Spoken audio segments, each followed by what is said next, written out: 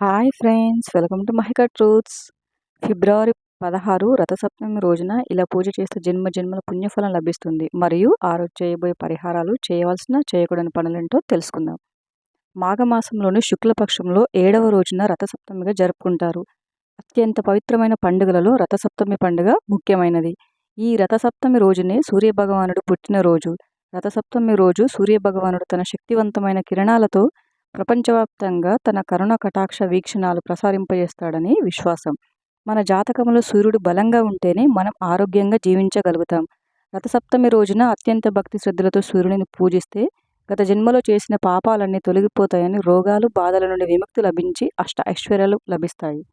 పంచాంగం ప్రకారం మాఘమాసంలోని శుక్లపక్ష సప్తమి తిథి శుక్రవారం రోజున ఫిబ్రవరి 16వ తేదీన రథసప్తమిని జరుపుకుంటారు. ఈ రథసప్తమి రోజున చేసే పూజలు, దానాల వల్ల కోట్ల రెచ్చు పుణ్యఫలమును, ఆయురారోగ్యమును, సంపదలను పొందవచ్చు. సకల జగత్తుకి వెలుగునిచ్చే సూర్యుడు రథాన్ని ఎక్కి తన దిశ నిర్దేశాన్ని మార్చుకున్న రోజే రథసప్తమి.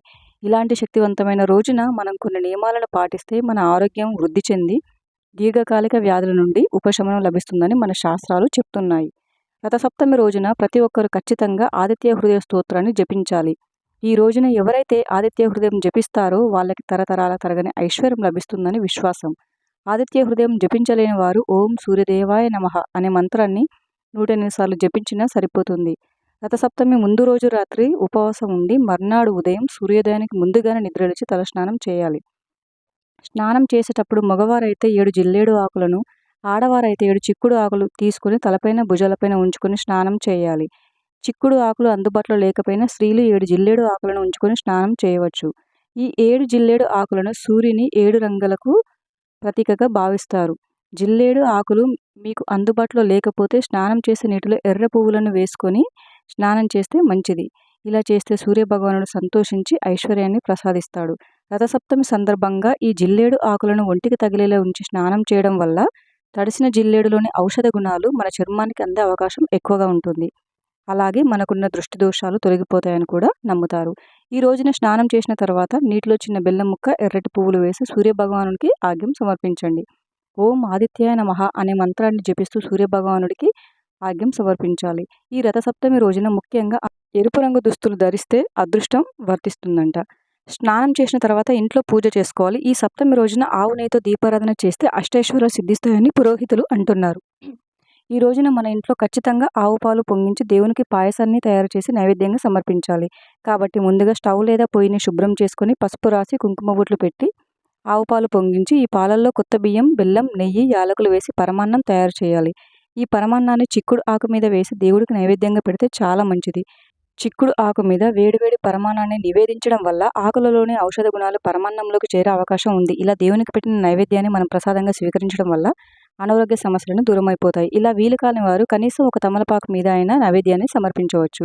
మీ ఇంట్లో తులసి మొక్క ఉంటే తులసి మొక్క ముందు రథం ముగ్గు వేసి అక్కడే ఒక చిన్న పొయ్యిని ఏర్పాటు చేసుకొని తులసి మొక్క పక్కనే ఆవు పాలతో పరమాన్నం చేసి తులసికి నైవేద్యం సమర్పిస్తే ముక్కోటి దేవతల ఆశీర్వాదం లభిస్తుందని విశ్వాసం.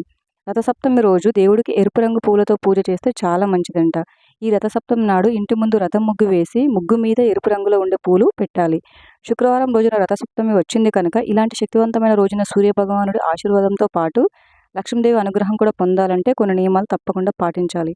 ఈ రోజున సాయంత్రం లక్ష్మీదేవి ఫోటో ముందు పంచముఖ దీపం వెలిగించాలి. ఈ విధంగా చేయడం ద్వారా ఇంట్లో ప్రతికూలత దూరమై సానుకూల శక్తి పెరుగుతుంది. అలాగే మీ జీవితంలో సంపద కూడా బాగా పెరుగుతుంది. ఈ రోజున ముఖ్యంగా ఆవును పూజించడం వల్ల ముక్కోటి దేవతల ఆశీర్వాదం లభిస్తుంది.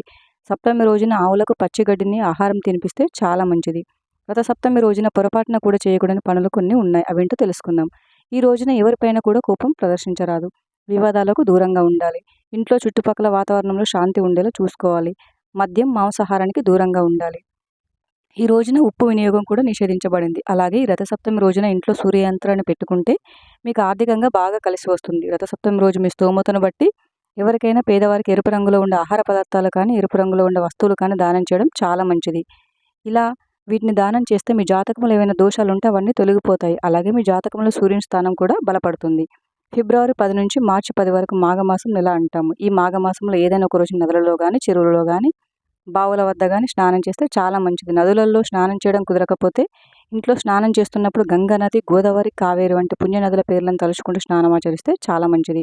ఈ మాఘమాసంలో ఏ వ్యక్తి అయితే పుణ్యనది స్నానం ఆచరిస్తాడో వారికి విశేషమైనటువంటి పుణ్యఫలం లభించి జీవితంలో రాజయోగం లభిస్తుందని శాస్త్రములు చెప్తున్నాయి. కాబట్టి ఈ రథసప్తమి రోజున ఉపవాసం ఉండి వీడియోలో చెప్పిన కొన్ని పరిహారాలను పాటించడం వల్ల సూర్యభగవానుడి అనుగ్రహం లభించి మీ జీవితంలో సుఖ సంతోషాలు అనేవి సిరి సంపదలు వెల్లివిరుస్తాయి. Thank you for watching friends. ఈ వీడియో కనుక మీకు నచ్చినట్లయితే వీడియోని లైక్ చేసి మరిన్ని వీడియోస్ కోసం మా ఛానల్ని సబ్స్క్రైబ్ చేసుకోండి.